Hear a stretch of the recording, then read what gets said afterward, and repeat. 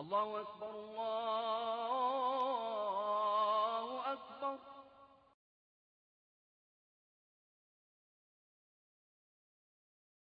Venons-en au dossier de cette édition consacrée à la décision prise par 30 à 70 000 personnes en France de se convertir à l'islam.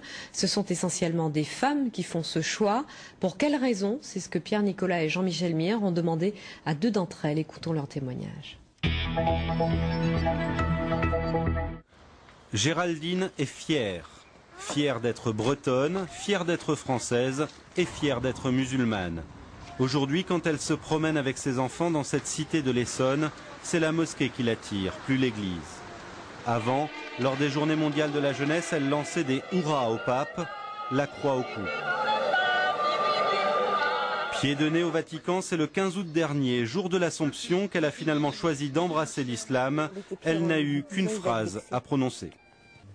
La ilaha illallah wa Muhammad Rasoul Allah. Excusez-moi pour l'arabe, encore un peu de mal. Il n'y a qu'un seul Dieu et Muhammad est son prophète. Son sens de l'orientation, elle en rigole, est aussi approximatif que son arabe, mais elle s'applique. Et là je suis évidemment inversée.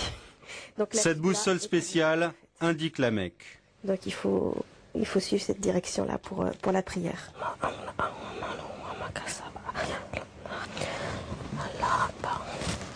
Depuis qu'elle porte le voile, sa fille trouve que maman ressemble à une africaine, mais Géraldine se sent mieux dans sa peau. Avant ma conversion, elle me prenait plus pour une femme française facile, etc. On va dire vraiment quelqu'un qu'on va draguer et c'est tout. Depuis que j'ai le voile et que je suis musulmane, je suis une femme qu'on respecte et une sœur. Géraldine l'avoue, elle a besoin de règles et l'islam lui en donne. Par exemple, elle ne touche plus aux bouteilles sur son frigo. Un regret ? C'est plus quand je mange, par exemple, un plat typique qu'on a l'habitude de servir avec un vin rouge, ou même les huîtres que j'ai mangées dimanche sans muscadet, c'était un petit peu tristounet finalement, puis c'est bien passé avec le citron. La conversion de Valérie est plus ancienne.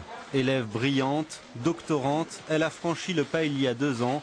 On ne peut pas dire que ses parents ont mal réagi, mais ce n'était pas non plus le fol enthousiasme dans sa famille.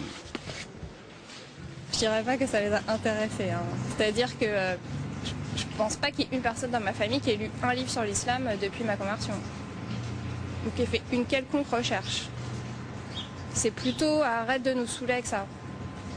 Avant même de devenir musulmane, Valérie était choquée par l'interdiction du voile à l'école, choquée aussi par un monde occidental trop matérialiste à son goût. Ce qui me choque le plus, c'est sur quoi on valorise les personnes en fait. C'est bien si on est compétitif sur le marché, même si on est un peu requin, un peu filou, arnaqueur, c'est pas grave, si on est compétitif, si on sait se vendre, tout est une question de commerce, il n'y a plus que ça. Quand l'occasion se présentera, Valérie épousera un musulman. Le Coran, de toute façon, ne lui laisse guère le choix. S'ils ont des enfants ensemble, elle les éduquera selon les valeurs de l'islam, libre à eux de choisir leur religion quand ils seront majeurs.